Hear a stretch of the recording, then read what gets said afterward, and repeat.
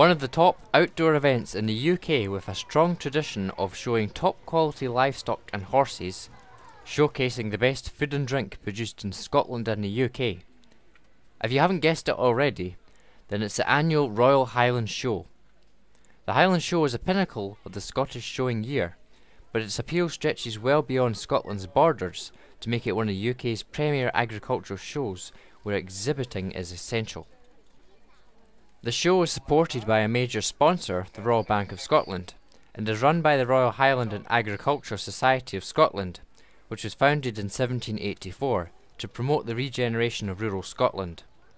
Occupying a 300-acre site right next to Edinburgh Airport on the western fringe of Scotland's capital city, the event is an annual must for the major herds, flocks and studs across the UK, as well as being firmly in the calendar of all farmers and countryside people, as well as a huge variety of businesses which take trade stands to promote and sell their products.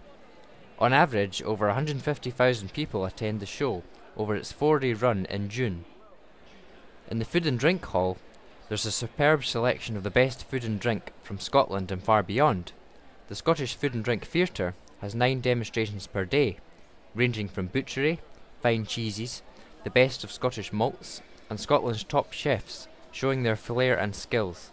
Sample food from primary producers keen to promote their products direct to the public, and support many of our Scottish farm producers keen to see people cut down the food miles.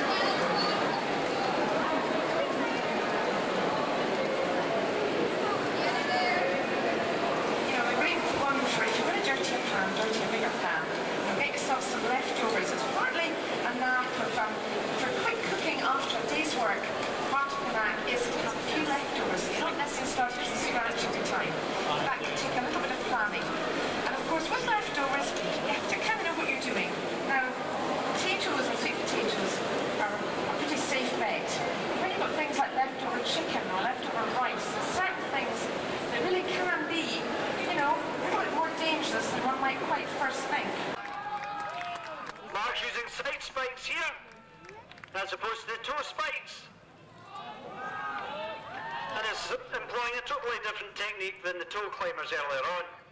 Come on, give her some encouragement. This is the second time he's done this. The Royal Highland Show is also a place for youngsters, with a tremendous range of activities and attractions designed specifically to appeal to children, in addition to them having a first-hand opportunity to see farm animals and horses up close and personal. There's an opening, if you can't see this circle of children here, there's a slight opening up where I am, and we're going to herd the ducks into that opening. So here they come, here they come. Now stay still kids, stay still, nice and still. Nice and still, nice and still. And we'll hold them tight there. Here they come, they're coming in, they're coming in, they're coming in, they're coming in, maybe not.